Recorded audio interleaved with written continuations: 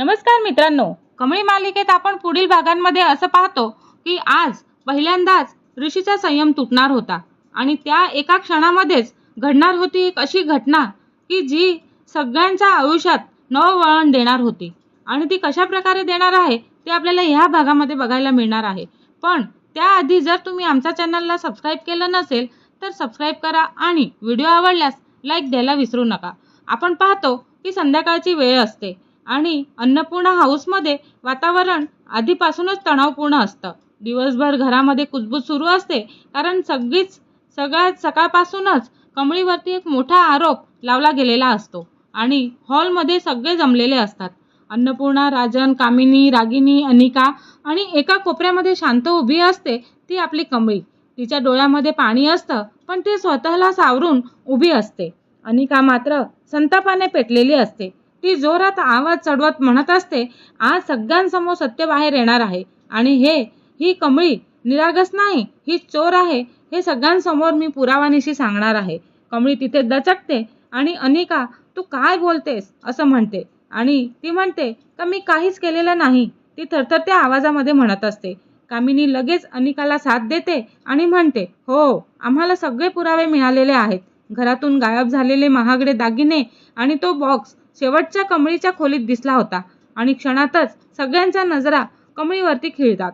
अन्नपूर्णा कठोर आवाजामध्ये विचारत असते, कमळी हे खरं आहे का, खरं सांग। तेव्हा कमळी डोळ्यामध्ये पाणी आणत म्हणत असते, मी काहीच केलेलं नाही आजी, माझ्यावरती खोटा आरोप लावला जातोय। अनिका खोटं हसत म्हणत असते, खोटं बोलून काही फायदा नाही कमळी, मी स्वतः तुझ्या बॅगेमधून तो दागिना पाहिलेला आहे।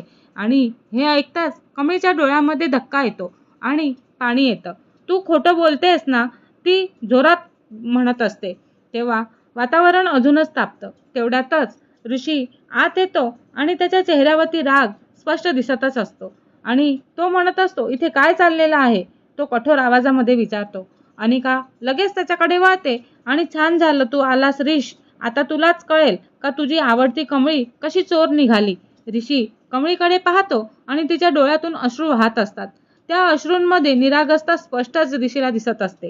तो शांत पण ठाम आवाजामध्ये विचारतो, कमळी सत्य आहे का हे। तेव्हा कमळी रडतच म्हणत असते, मी काहीच केलेलं नाहीये सर, माझ्यावरती खोटा आरोप लावला गेलेला आहे। अनिका जोरात हसते आणि म्हणते, अरे ऋष, इतका अंधविश्वास ठेवू नकोस तिच्यावरती। आता ती कमळी टमळी सगळ्यांसमोर पुरावा दाखवते आणि ती म्हणते आणि ती आपल्या मोबाईलमध्ये एक छोटा आणि एक फोटो दाखवते ज्याच्यामध्ये कमळीच्या बॅगामध्ये दागिना दिसत असतो। सगळेजण थक्क होतात। अन्नपूर्णा रागाने म्हणते, कमळी हे काय आहे। तेव्हा कमळी पूर्णपणे हादरलेली असते आणि म्हणते, हा फोटो खोटा आहे आजी, कोणीतरी मुद्दाम केलेला आहे आणि कोणीतरी मुद्दाम ठेवलेला आहे, ती घाबरतच म्हणत असते। अनिका पुन्हा टोमणा मारते आणि म्हणते, खोटं बोलून आता काही फायदा नाही कमळी, तुझं घर आणि तुझं खरं रूप सगळ्यांसमोर आलेलं आहे। हे ऐकताच ऋषीच्या डोळ्यामध्ये राग उसळतो आणि तो अनिकाकडे रोखून पाहत असतो आणि म्हणतो, बास खूप झालं। तो जोरात ओरडतो अनिकावरती आणि सगळेजण स्तब्ध होतात। अनिका त्याला चिडवत म्हणते, का सत्य ऐकून तुला त्रास होतोय का। तेव्हा ती पुढे येत कमळीला ढकलते आणि ही मुलगी ह्या घरासाठी अपशकुन आहे आणि ती संतापाने म्हणत असते आणि तिला ढकलत पुढे नेते। कमळी मागे ढकलली जाते आणि तिचा तोल जाऊ लागतो आणि तेवढ्यातच ऋषीचा संयम पूर्णपणे तुटलेला असतो।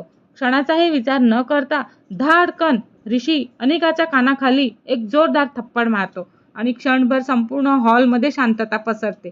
अनिका जागच्या जागी धपकते आणि तिच्या डोळ्यामध्ये अविश्वास असतो। तिचा चेहरा बाजूला वळलेला असतो। कामिनी किंचाळते आणि म्हणते, ऋषी तू हे काय केलेलं आहेस। रागिनी धावतच अनिकाकडे जाते। अनिका तू ठीक आहे ना, ती घाबरतच विचारत असते। अनिका हळूहळू चेहरा वर करते आणि तिच्या डोळ्यात आता अश्रू नसतात, फक्त संताप आणि संतापच असतो। ऋषी संतापाने म्हणत असतो, ही शेवटची वेळ होती, कमळीवरती खोटे आरोप लावणं आणि तिला ढकलणं मी अजिबात सहन करणार नाही। अन्नपूर्णा देखील हादरलेली असते आणि म्हणते, ऋषी हात उचलणं हे योग्य नव्हतं, ती शांत पण कठोर आवाजामध्ये म्हणत असते। तेवढ्यातच दरवाजा उघडण्याचा आवाज येतो आणि सगळ्यांच्या नजरा तिकडे वळतात। दारात उभा असतो घरातील एक नोकर आणि तो हातामध्ये एक छोटा बॉक्स घेऊन उभा असतो। तो घाबरतच म्हणत असतो, मॅडम मला हा दागिना स्टोर रूम मध्ये सापडलेला आहे. सगळेजण ते बघून थक्क होतात आणि तोच हरवलेला दागिना त्या बॉक्समध्ये दिसत असतो. क्षणातच वातावरण पूर्णपणे बदलतं आणि सगळ्यांच्या नजरा अनिकाकडे वळतात. ऋषी हळू आवाजात म्हणत असतो, मग हा फोटो खोटा होता ना? तेव्हा अनिका काहीच बोलू शकत नाही आणि तिचा चेहरा पांढरा पडतो. कमळीचे डोळे मोठे होतात आणि आता इथे प्रश्न असा उभा राहतो की तो फोटो बनावट होता का आणि अनिकाने मुद्दाम हा कट रचला होता का? आणि ऋषीने मारलेली थप्पड आता पुढे कोणता नवा वाद निर्माण करणार? कारण त्या एका थप्पडीने आता सुरू झालेला होता घरातला सर्वात मोठा संघर्ष आणि हा संघर्ष पुढे चालूच राहणार आहे. हा संघर्ष बघण्यासाठी आमच्या चॅनलला लाईक, शेअर आणि सबस्क्राईब करायला विसरू नका. धन्यवाद.